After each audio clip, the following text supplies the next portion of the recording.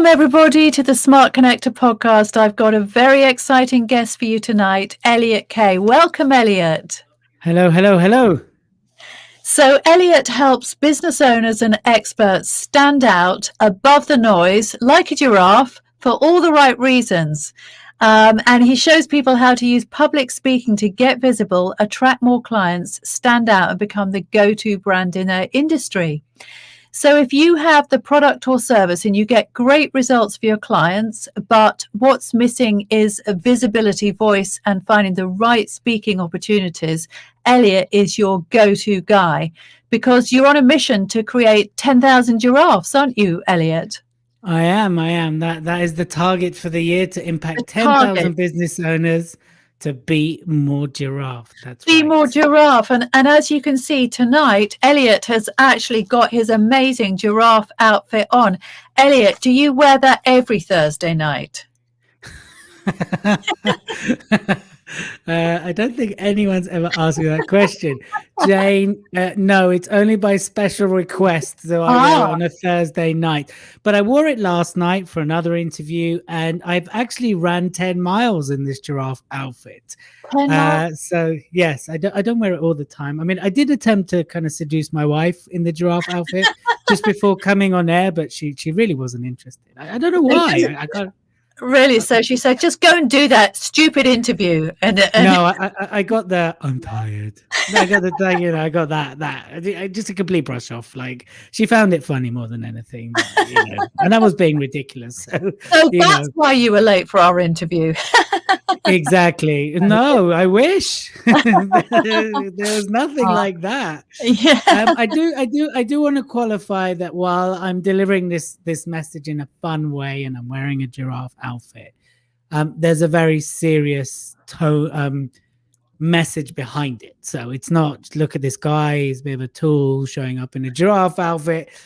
Actually, the reason I wear it is to walk the walk, right? Because, we've been working together for a while now, and, I am about being more giraffe. And the whole idea is that as a person, as a brand, as a business, as a speaker, that you stand above the rest, that you stick your neck out and you're heard for the right reasons.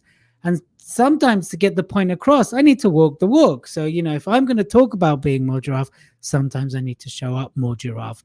And that's what it is. So I've done loads of talks in this giraffe outfit now, and it's a great icebreaker, but there is a serious message behind it. So I just want to qualify that people don't think this is just a joke, because it's not. It's actually very serious, the work I do, delivered in a fun way. Yeah. And I think it's a really interesting point that you make, because some people think, that's a bit silly, turning up in a giraffe onesie, but it's memorable, isn't it? People aren't going to forget you, are they? No, and this is what's really interesting, because I do a lot on Clubhouse, right? I'm there every day. We've got we've got our own club, and people remember me as the giraffe. People love the Be More Giraffe, and it's really opened doors, and it's really got people talking, and it's memorable. But I believe it's memorable for the right reasons, right? Because you can be memorable for the wrong reasons, and it breaks the ice. And actually, people find it very approachable. And now, you know what? I'll tell you a little story, Jane. Okay. This guy came in a Clubhouse, really cool guy. He comes in pretty much every time I go live. He runs an agency in America. He supplies speakers to universities in America. Great guy, right? David Stallman. And Simone knows him very well. And he goes, Elliot, listen, I'm not impressed with you. I'm like, David, why not? And this is in a club room, right? He's like, you almost got me banned from Disney. I'm like, what? He's like, yeah, you almost got me banned from Disney. I'm like, how? He's like, well, there was a giraffe called Elliot, and I was leaning over to take a picture, and I dropped my phone in the cage, and so I go into loads of trouble. And it's your fault that every time I see a giraffe, let alone a giraffe called Elliot, I had to take a picture. So it's your fault I almost got banned from Disney. I'm like, oh, okay, so it's not really my fault. Hi, Alex. Hi, Dan. So, and people now tag me, and when they see giraffes, they'll send me pictures, and and that's the thing as a brand, really, you want to kind of occupy a part in people's brain for the right reasons. Yeah. And that's what I'm liking about this. And considering kind of the Be More Giraffe was only really born October last year, so it's not something that I've been peddling for months, for years even. I'm very excited where it could go, because also the new book I'm writing is going to center around Be More Giraffe as well. Mm. Yeah, I love it. By the way, did you know that there was a giraffe called Elliot in the world, in America, or did this come as a complete surprise? It was a complete surprise. Here's the thing. I haven't got an obsession with giraffes. I don't know the different types of giraffes. I'm not like, oh, there's this giraffe and this giraffe. I just grabbed the concept. So I don't know all the giraffes in the world, let alone, but at least I know there's one called Elliot that almost got David banned from Disney. So, at least I'm kind of like in the mold of being more giraffe. And then apparently he had to explain to his children why he was trying to take a picture of a giraffe called Elliot. And then he's like, then I had to explain the whole Be More Giraffe concept to my children. So your legacy lives on. So it's like, yes, it's exciting times for giraffes right now. Yeah. Okay. So, Elliot, let's get on to this really interesting topic of standing out for the right reasons as opposed to standing out for the wrong reasons. So what I'd really like to do is, first of all, start with standing out for the wrong reasons. What would you not want to be standing out for? So what traps do people fall into that you would be able to steer them away from? Fabulous question. I think the key things that people get wrong, and again, this is, of course, it's subjective, and a lot of this is my opinion, so I just want to qualify that.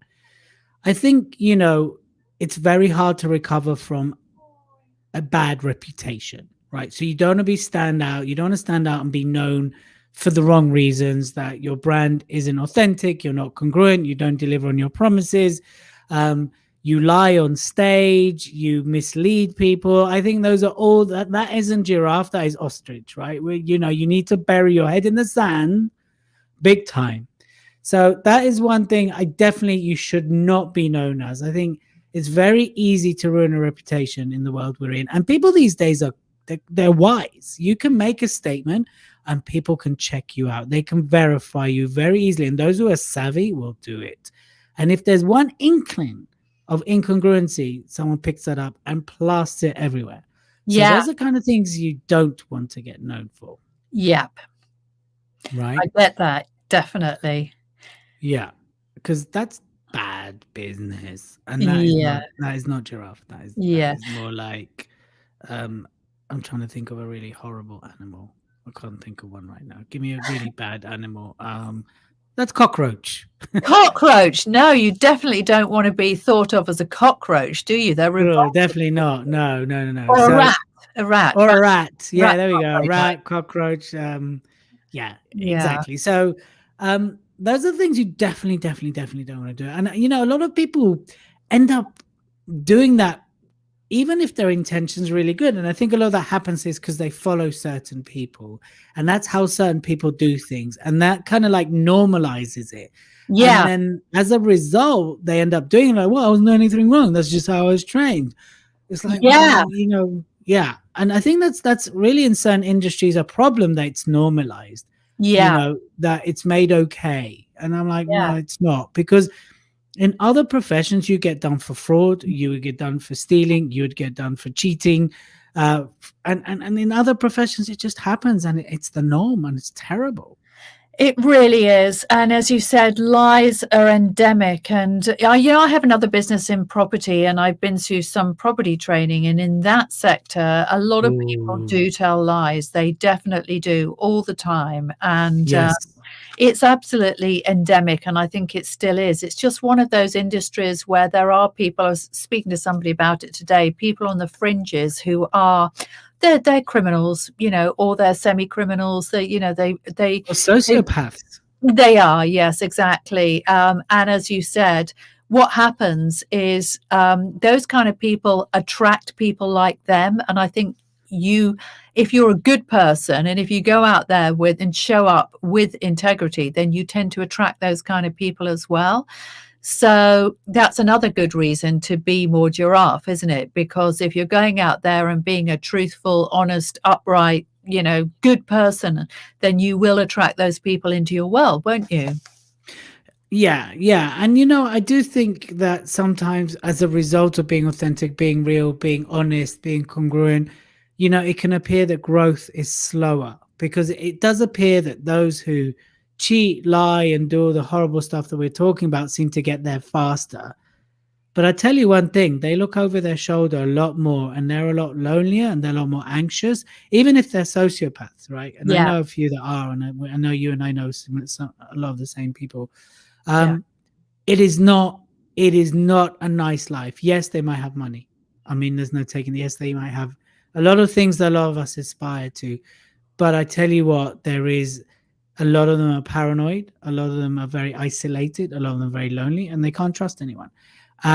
So by you showing up, being real, being authentic, being true to who you are, true to your values, truly wanting to serve, you can make a ton of money doing that.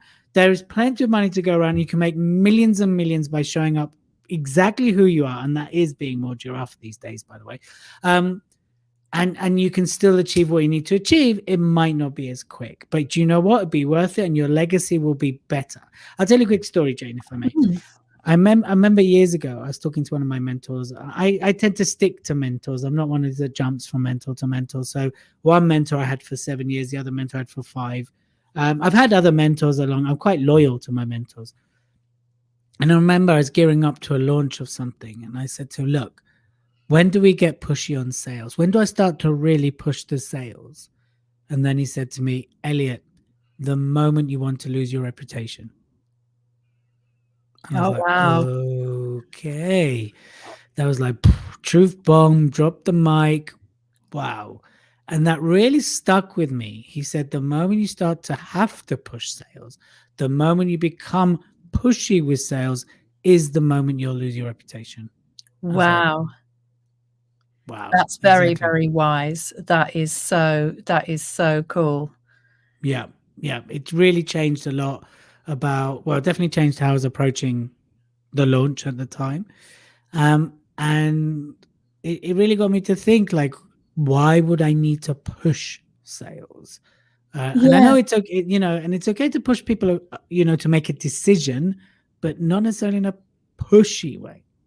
Yes, exactly, exactly. And, I talk about this a lot as well, Elliot, that the time has gone when pushy and salesy really worked, I think, because the world is too transparent and there's been too much of that certainly in entrepreneurial circles. And I definitely, well, as I said, I totally agree with you that it's really more about inspiring people, isn't it, these days? And, giving them a vision that they buy into, and a fresh possibility for their life.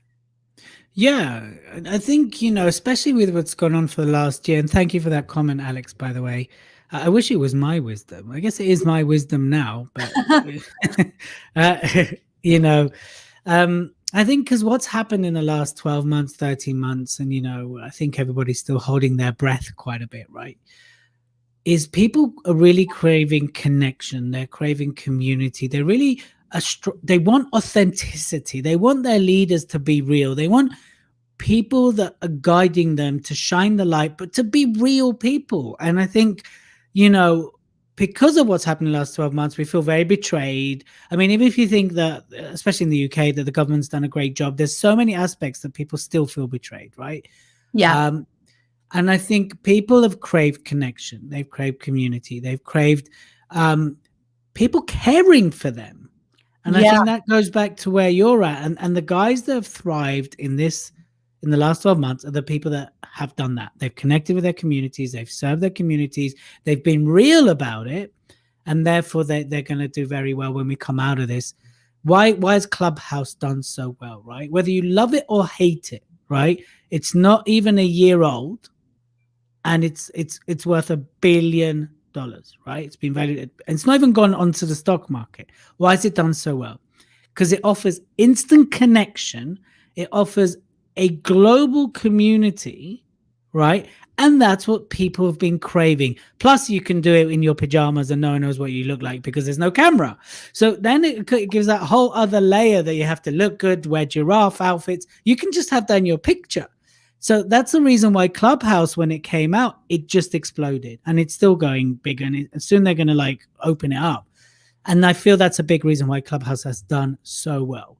And if you are going to be more giraffe and you are going to stand out and you are going to truly serve an audience, you've got to truly come from that, shining the light, but not in a glory guru. I'm the messiah to the entrepreneurs in the world. No, it's like, look, I have something that's going to help change your life.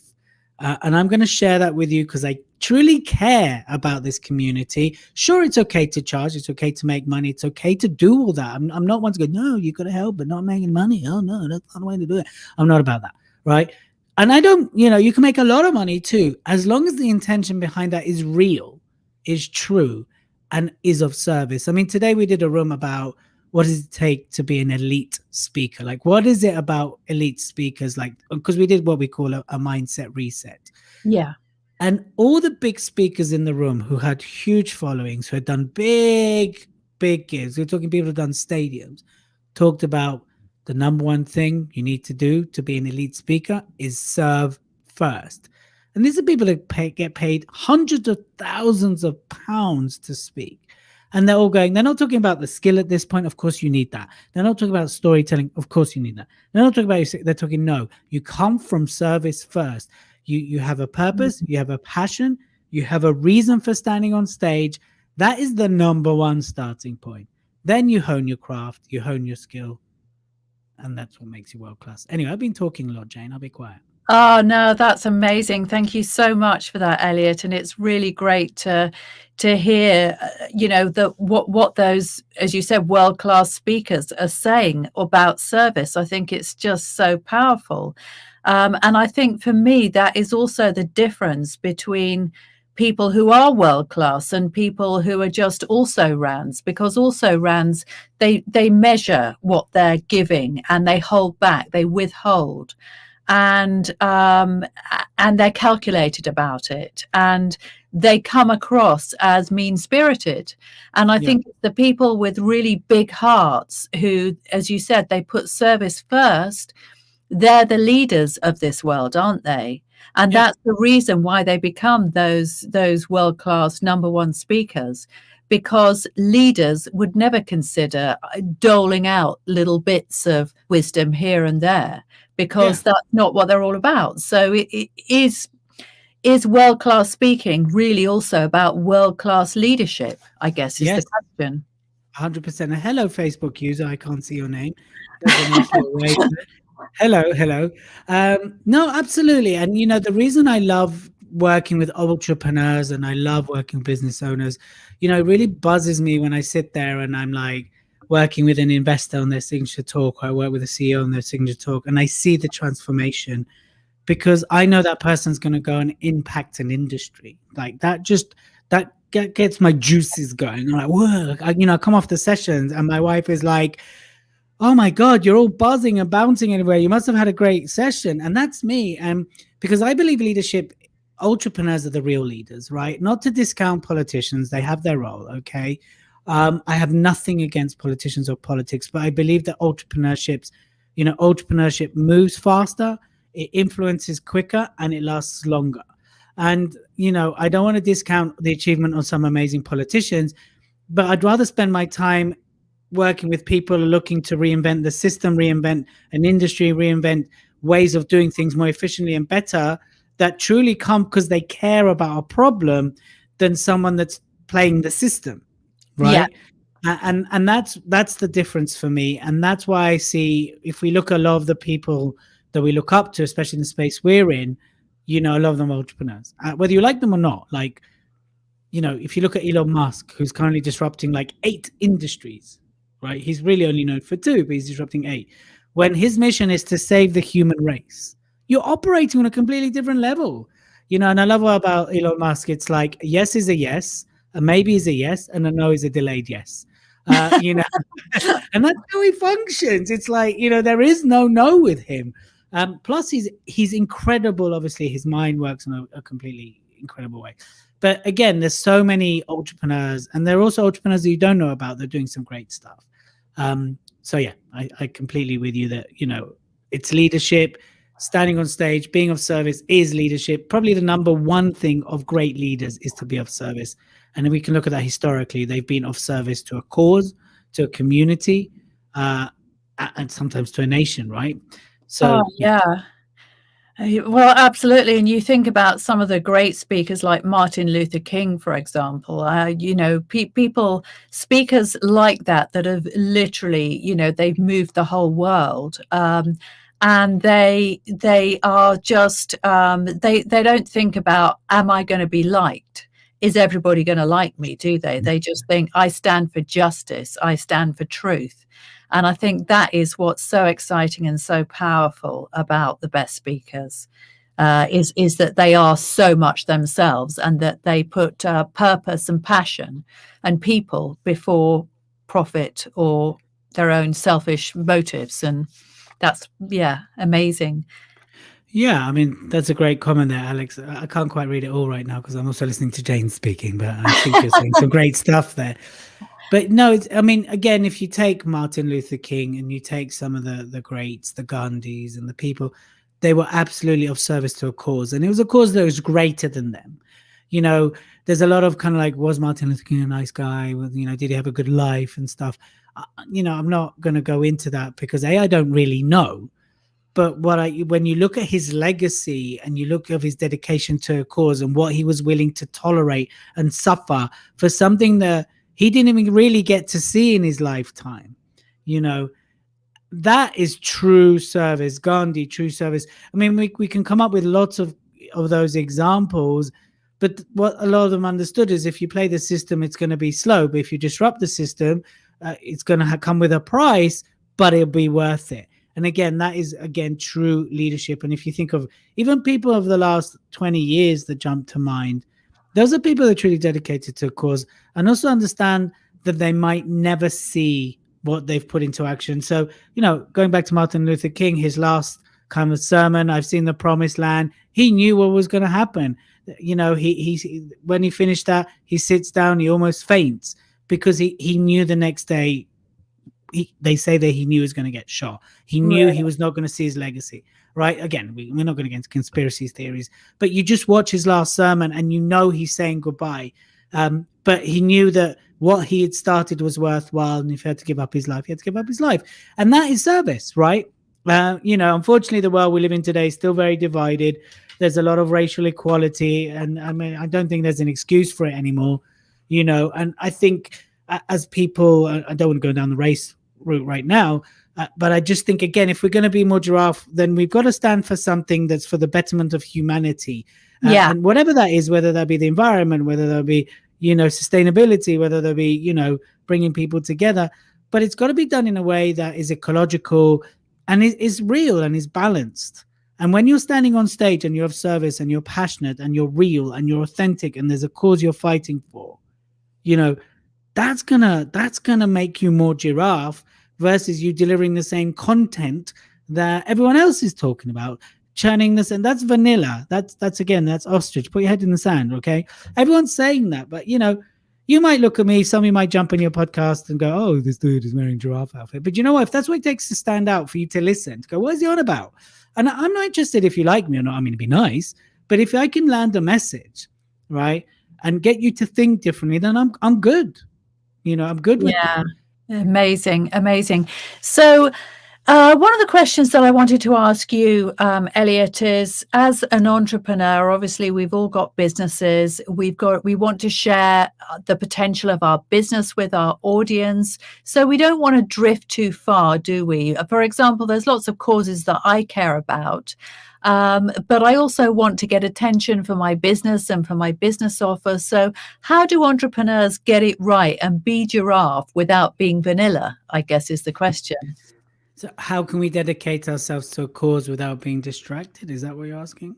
No, I'm asking if we have, if we want to stand out, if we have a business that we want to speak and we want to talk about our business and the potential of our business, as opposed to just being a cause that we want to, the world to get behind. How do we do that without being boring? How do we do that without being vanilla? How do we inject that kind of excitement into talking about our business?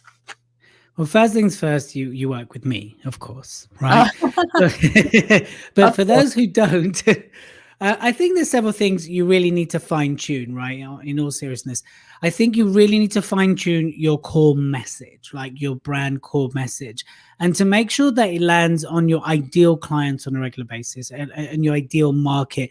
And that means reinvention on a regular basis. It means speaking the language of your ideal client, right? What a lot of people kind of do, they go, oh, look at my brand message. It's a logo. It's a nice website. It's something far greater than that. It's what is being said when you're not in the room. It's something that stands without a website or a logo.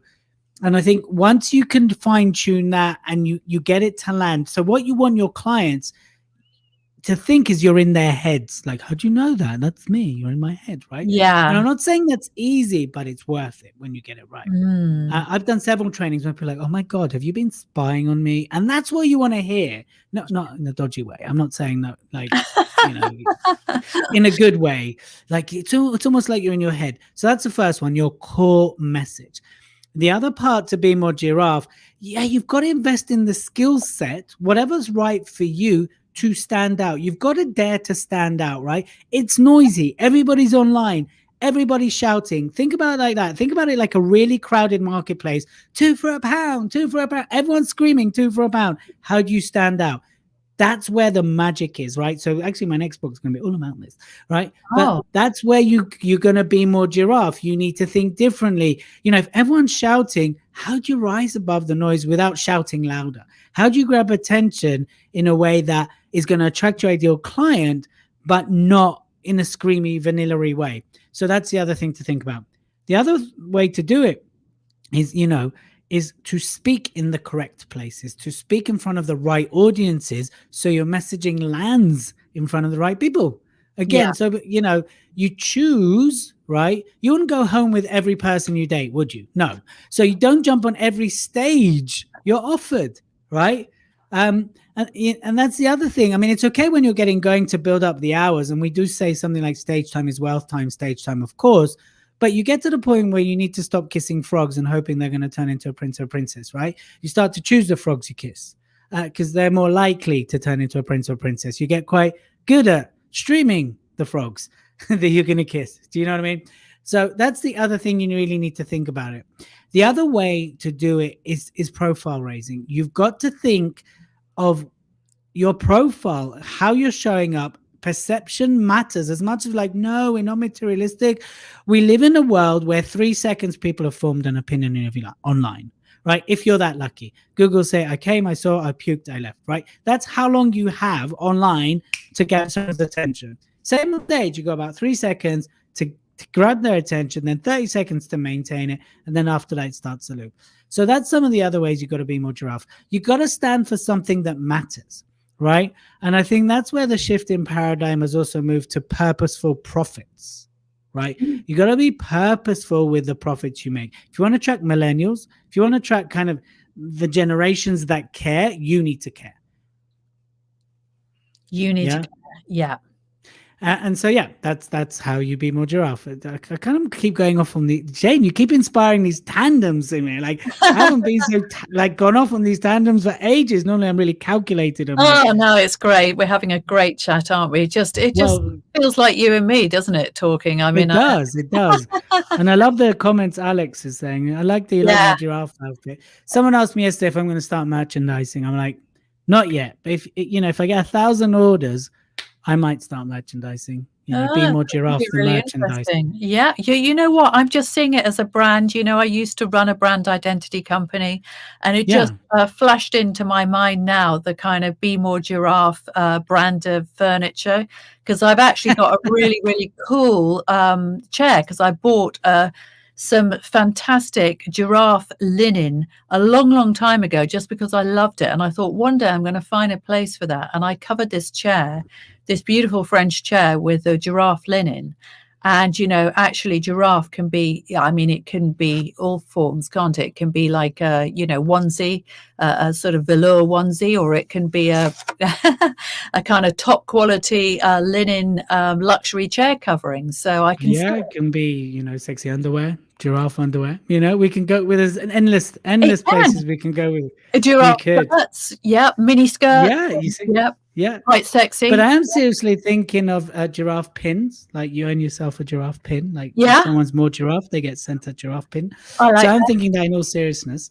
But no, absolutely. I think that I'm not, getting into merchandising such a such a different field. I I would be know, distracted. yeah, I can definitely see the really nice giraffe notepads with the giraffe pens. And look, I'm seeing it. I'm seeing it. I definitely think that's the way for, well, one possible route is merchandising the Be More Giraffe brand. Yeah, I think when we're back out there and I'm doing big. No, I don't need to be out there. But when I'm back doing 1,000 people events again, I think that's Yeah, where merchandise yeah. can kick in. Okay, Be okay. like a rock star. Yeah, yeah, that's right. So Elliot, let's talk about what's happened to the speaking industry over the last year, because it's been a crazy time, hasn't it, for a lot of professional speakers. I mean, you're a professional speaker, and all of a sudden, with lockdown, the rug was pulled under many professional speakers' feet.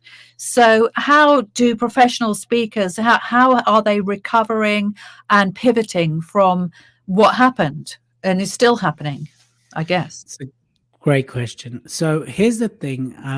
It's like anything. If you move with the times, then you adapt, right? And I do know there's a lot of speakers that really struggled and they were hoping for things to go back to normal. What I did very quickly is moved it online. I figured out how to deliver public speaking training online. What's happened to the industry is this. Actually, while we've gone virtual, it's opened up opportunities that otherwise wouldn't be there. So the earth is now flat, people. And I don't mean the conspiracy theory, right? I mean that you can do a talk in the morning in the UK, in the afternoon in the Middle East, and then in the evening in America. There are a lot of paid speaking gigs out there. The difference is you don't charge for travel. So there's still companies that are paying for speaking gigs. But here's where things have changed. You must be tech savvy. There's no like plugging in headsets and speaking, going, hi, no one's going to pay you £3,000 with your headset on, right? You've got to be tech savvy. You've got to offer an experience to the people attending. So you've got to understand engagement, online engagement. You've got to be a great storyteller, right? That's the other way to be more giraffe. You've got to be a great storyteller. You need to be enrolling, and you have to offer implementation. If you're only going to talk information, people switch off. They're done. They can go on Clubhouse. They can go on YouTube. They can listen to podcasts, right?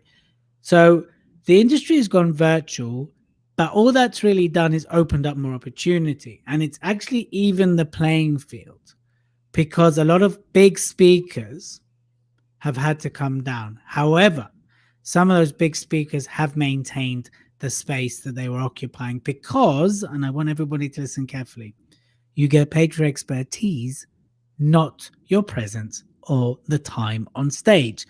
That is why you can still command fees when you're not traveling. So it's not, but you're not traveling to us. Well, look, you're paying for what's up here, not for the flight, not for my presence. So if you still want this, I can communicate that through camera.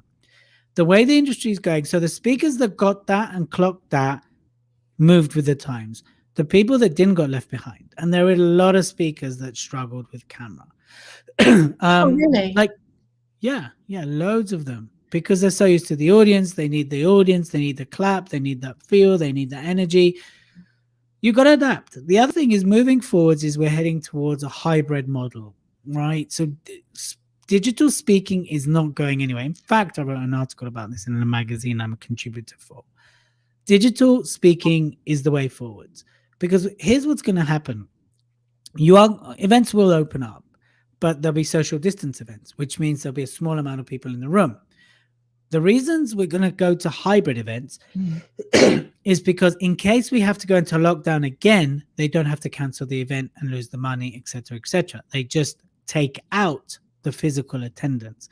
So the more savvy you can become with speaking to camera, with becoming engaging, and technology has moved far faster than it's ever moved when it comes to speaking, virtual summits, virtual seminars. And there are companies out there that literally train you how to deliver engaging experiences and virtual summits.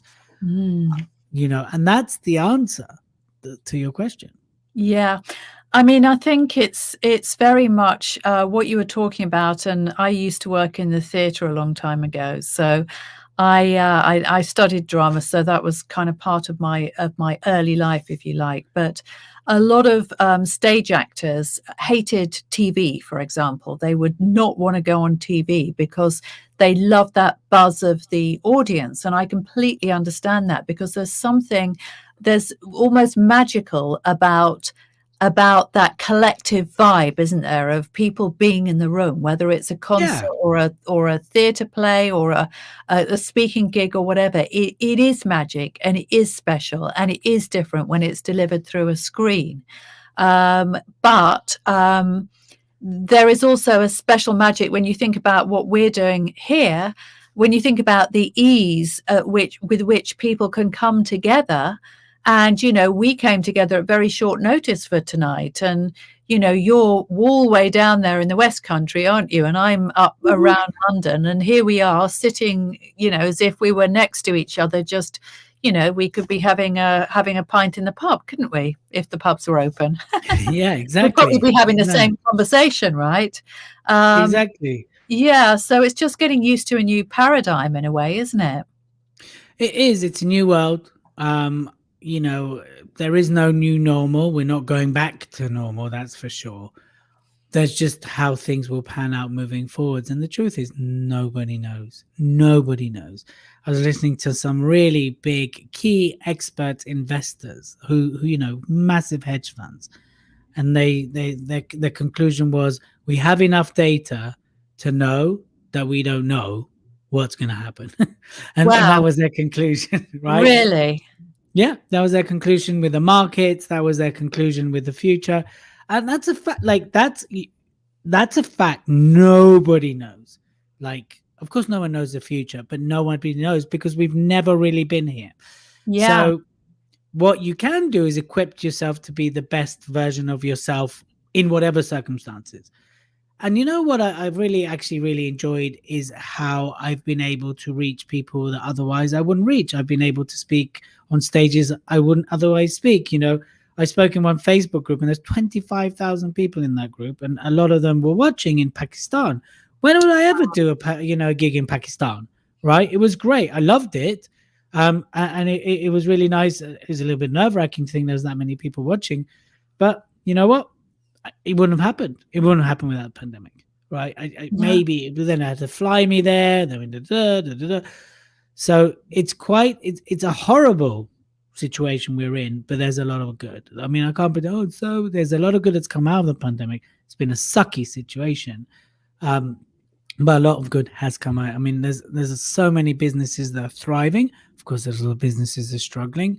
I mean, the speaking world has taken a battering because it's perceived as selling the dream. It's a nice to have. It's not a must have. And I'm working very hard to change that perception, because one of the greatest ways you can generate leads is through speaking. You can spend £1,000 on lead generation. You can do one gig and generate leads. I'm like, why do people not get that? It's like, come on, people, wake up, smell the coffee beans. One gig, you can get just as many leads as spending £1,000 on Facebook. Spend £1,000 with me instead of Facebook, and I help you generate leads. How's that? Yeah, I mean, I guess it's about authority, isn't it, as well? If you're speaking, you're automatically elevated to a position of authority, aren't you? That, as you said, that is about being more giraffe, standing out, from everybody else that's around, herding around you, isn't it?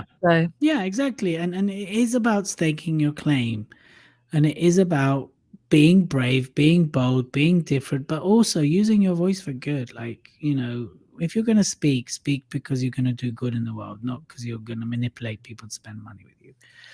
That's not good.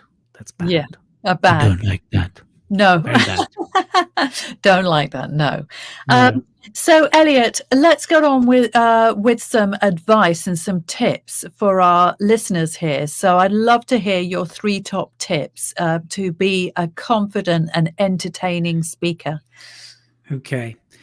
So one of the first things I will talk about when it's to be a confident and entertaining speaker. Number one, I know you've got to have your pre-stage ritual, right? A lot of the problems is, and I've seen this offline as much as online, is people sit there and they let the nerves gather and then they go, "And welcome, Jane," and right. So you need to have that kind of pre-stage ritual that grounds you. That if I was doing a live event, an hour before I'd be getting myself ready, and I've got a whole ritual, a whole thing that I do that gets me ready. It's the same offline. Yeah, you need to put in, like Jane says, establish some authority. Yes, of course you need to. Right. So have a pre-stage ritual is my first tip to get you into a great space. Right. The other thing to be a confident and entertaining speaker is become a great storyteller. Right. People remember far more information when it's conveyed through stories. Because we naturally talk in stories, right? If you think that's the oldest way of communicating is through stories. Yeah. And also we immediately immerse ourselves in the story unconsciously. The reason we can, start to cry or be blown away at the beginning of a film is because we immediately immerse into the film. Same with the speaker. Become a great storyteller. Have your pre-stage ritual. Become a great storyteller is the other one. And the third one, I'm kind of in my head, there's a few flicking through. I think the third one to becoming a confident and great speaker is to stand for something more than yourself on stage, right? Make it about the audience. Make it about them. Make it about using your voice for good. While you can be a confident speaker and speak about yourself, of course you can. That's not a lot of fun for the audience, or it's not very educational. Unless you've got a story of triumph. But even then, the people that tell the story of, look, how I climbed Mount Everest with my left finger, and everything else tied up, is because they're imparting knowledge to enroll and empower the audience. They're the vehicle. And I think that's the third part, is to be about them. And if you're making about them, then your confidence will go up. But also, because you're serving the audience, that will enhance your confidence and your entertainment value. Because if I'm sitting there going, oh my God, this is about me, and I'm talking about me, and here I am about me, and I'm not getting the response I need, I'm going in my head, I'm going, oh my God, this isn't working out, I'm not doing a great job here, they're not liking me. But if I'm detached from that, I'm like, this is about them. This is about them having a great experience. I'm going to go out there, I'm going to do everything. I'm going to, hey, yeah, boom, yeah, this is me, woo-hoo. Yeah, tell some great stories. Then naturally people will gravitate to you. And those are my top 3 tips. Amazing. I love those. So, Elliot, how important it is to be a comedian or have a sense of humor or be able to get an audience to laugh? Do you think that really matters, or does it not? I think it's a nice to have. Okay. And I want to say that by the way, there's a difference between a comedian and humor. Right. Obviously, a comedian makes people laugh, and that is all they do. They spend all their time perfecting the art of making people laugh. You can be a speaker that uses humor, and that always has room, and it's always a great thing to do. What I don't want people to go away from this interview and think that they have to walk away and be funny and be humorous. If that's not your style, if that's not who you are, don't do it. Because all you're doing is going to put massive pressure on yourself. And then when it bombs, you'll be like, oh my God, I'm terrible. I can't speak. Oh. I've told jokes, and sometimes, Jane, people don't laugh. This is true. Like I am shocked when that happens, but I move on very quickly because I accept that A, I'm not everyone's cup of tea. B, I'm sometimes not funny. My wife never laughs at my jokes. How are we still married? I don't know. No, I'm kidding. But no, I'm not kidding about her laughing at my jokes. She doesn't. I think if you can naturally integrate humor, or you're opening to learn that skill and bombing, then by all means. But if it's not your natural flow, if it's not your natural style, don't put that pressure on yourself. It adds, it's not essential. That's what I would Okay. say. Yes. I was remembering I used to go to this place called the Tunnel Club when I lived in London, which was a very, very hard place by the Dartford Tunnel. And they used Oh to yeah. have this kind of Sunday night, comedy club where they had all of these very, very kind of rough and ready, sort of shady characters. And it was known as the toughest place in London to make it on stage. If you managed to make it to the end of the set as a comedian, then you'd really made it. And it's a very different thing, isn't it? But it was fun. It was fun, definitely. Yeah. Alex, preparation is key. Absolutely. Practice, practice, prepare, prepare, prepare. And something I will say to that, by the way, Alex, is you need to prepare for what could go wrong just as much as you prepare for what could go right. And a lot of people prepare the talk, right? They practice the talk, but they don't prepare for the tough questions, or they don't prepare for hecklers, or they don't prepare for what happens if technology goes wrong. And I think that is so important. I just on Sunday, it's very rare I do a talk on Sunday, but last Sunday I did a talk for the Future Leaders Network, Yeah. who are running the Y7, which is the G7 of the youth. And I did a whole talk about speaking, public speaking, and how to, campaign.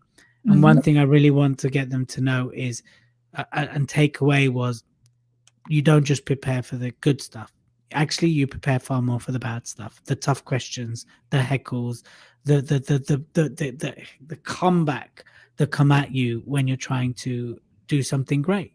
And that is key. So I just wanted to add that, Alex. Yeah, that's great. And as I said, I think that was the thing about the comedy club. It was really like the heckling. So have you ever been heckled as a Yes, of course. speaker? And what sort of things have people is there one example of a heckle that has absolutely floored you and you've just thought, I don't know what to say to this, but you've managed to come back from it?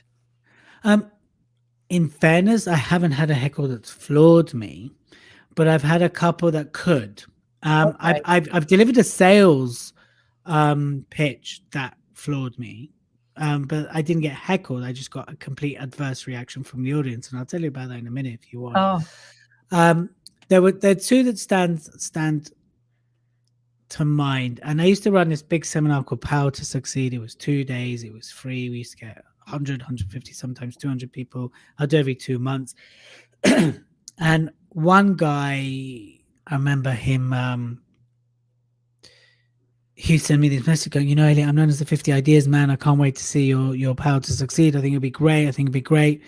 And he showed up, and I the second section I did was known as the judgment tunnel. So I got people to write judgments about themselves, and then people walk through them listening to them, right? So you can imagine, very impactful. And then when that finished, he was like, I don't think that what you're doing is right. And literally he's yelling it. I don't think this is the way to do things. The only reason I'm here is because this was free and Tony Robbins is 800 quid. And his name was David. And I just, I stood on stage in what is known as majesty pose. And I just held my, and I let him go. And you can hear people going, I'm like, listen, David, first of all, thank you so much for airing that. I think you've raised some great points. And this is where it comes back to when I used to practice for Power to Succeed, I used to practice heckles. And in my mind, I used to practice what's the worst thing people can chuck at me. And I used to practice responding, like to the wall, but I'd practice answering the back. So when that came at me, I was like, okay, David, here's the thing. You came to my event that I'm paying for, and I am putting on what has worked for me. Now, if that doesn't work for you, that's okay. The door's right there. Please don't waste your time, my time, and anybody's time by being here. With all the love in the world, I love you to be in this room. So I wasn't hostile. I wasn't rude. With all the love in the world, the door's there. The fact you came here because it's free and Tony Robbins 800 quid says a lot more about you than it does about me. Because again, this isn't free for me, it's free for you. So please go home, start saving your pennies, and go to Tony Robbins. I never pretend to be Tony Robbins. I don't want to be Tony Robbins. So I have no interest in being Tony Robbins. So it's completely up to you. We're going to have a break now. If you don't come back, I wish you all the best in the world. And that's how I held that one. And actually people applaud and like, wow. Wow. Great and response. Yeah, and again, that's because I really practiced that, being Mm. heckled. The other one, again, very similar, Power to Succeed, and there was this one person, she was just continuously uncomfortable, and I did an intervention. I don't do coaching anymore, it's not a space I'm in, but on this girl, her name was Kay. She was on stage, she was crying, and then I brought her up. It's really beautiful moments, breakthrough moments. She'd suffered from depression from years, and finally she found kind of this purpose and pizzazz. And this girl stands up, she goes, how can you do that to her? All you're doing is manipulating her. How can you do that in front of all these people? You're just using her to sell your products. It's disgusting. You talk about being more Hollywood, but yet you show Hollywood movies. You're a hypocrite. And all these people are like, whoa. And actually, what interestingly happened is I'm like, okay, thank you. And Kate, she's sitting there, she's crying. Like, she's just outcut, like this moment of joy for her. And this girl's hijacking her. Oh. So I said, all right, I first of all, thank you again for sharing. And I said, can you tell me at what point you feel she was manipulated? And she's like, no, it's the whole thing. I'm like, Kate, at any point did you feel like you were manipulated? Did I force you in any way in front of 100 other people to go, or say anything that you didn't? No. Do you feel in any way that there's been an attempt here to sell anything? And I turned to the girl and was like, can you tell me at what point I was selling something? She goes, the whole thing is a sales thing. I said, yes, the 2 days is a sales thing. Can you tell me in this, like the last 45 minutes, where I talked about money, her signing up she goes, you didn't. I said, right. So where did I do that? She goes, no, the whole thing. I'm like, okay, you can't keep saying that, because it's not the whole thing. We know the whole thing I'm going to be selling. I told you at the beginning I'll be selling. So it's not coming out of nowhere. So she's like, well, no. And at this point, the audience are turning on her. Oh, really? And they're jumping on her. And again, this is where you have to really facilitate a room. So I said, listen, guys, I appreciate you got my back, but let me manage this. So, and then I said, and again, very similar to what I said today, I said, listen, if you don't like how I'm doing things, if you feel in any way it's incongruent to your values, the door's there. Please go home, enjoy yourself. It's a beautiful day. Give yourself a pint. No one will resent you. I don't want you to be here unless you want to be here. Kate's just had an incredible breakthrough. I want her to enjoy that moment. If that in any way irks you, then leave. Ironically, she stayed for 2 days. She didn't sign up though. Didn't she stayed. Oh, well, it's amazing, really, because as you said, when you're up there on stage, you are the leader, aren't you? And you have to manage the energy and the interactions in the room, I guess, because theoretically you could end up with a fight on your hands, couldn't you? Or exactly. I mean, I've been in some situations. I remember when I did my property training, a couple of situations where people really started having a go at each other when they were in the audience, because there was some real disagreements there, and nobody else is going to resolve it but the speaker, are they? No, and actually how you show up in those moments show who you really are as a speaker and as a leader. Yeah. And your ability to manage that calmly, compassionately, that will win you far more than, I mean, once I chucked someone out, but it's only after it's like kept going. I say, listen, I'm going to make a decision for you, leave. And it was like, right? Because I really did my best. And the other thing is, once they left, it's not like I started bitching about them. I was like, they're gone, let's move on. And like back to what we meant to do. And again, it will show a lot about you as a leader in those moments. Yeah. So, I mean, how can you translate that that sort of leadership and that preparation in terms of the audience interaction into an online environment, Elliot? So, let's say if you're in a room with a big audience and you're the speaker, and how would you manage that in a sort of virtual setting? That's where, Alex said preparation's key. You need to plan the engagement into your presentation. You need to know the technology. How do you do breakout rooms? Which platforms do have breakout rooms? Do you need to pull in facilitators to sit in on breakout rooms so things go smoothly? That's where you kind of, your preparation, your planning into the experience you want to provide is key. So twice a year I do a training for a branding agency actually called Created. They work with creatives who want to break into the market. And part of what I teach them is a pitch, and then they have to deliver it. So of course we go into breakout rooms, but what we arrange is for each breakout room to have a facilitator to make sure it goes smoothly, and so they don't just go off and talk about, I don't know, Nike's adverts. And and again, what's the facilitator's guide? How do they need to facilitate? And all these things you need to think about, all these moving parts, so they have a great experience. And that's where, again, the preparation's key. So, I know in summits, for example, when you join certain summits, you get like a participant pack, you get the hat, you get the signs, you get a little cocktail kit, and rooms have names. And so when you think of it on that level, and then you get people to hold out the signs like "can't hear you" or "more volume," like there's various ways to participate, and it becomes more of an experience. That's how you translate it. So you need to think, that person sitting home, how can they get the most out of it? Well, they need to feel like they're part of the community. T-shirts, hats, even like the lanyards they used to get, right? When you went to events, send them that. Things like that, they all matter. That's how you take the experience to another level. Amazing. I love that.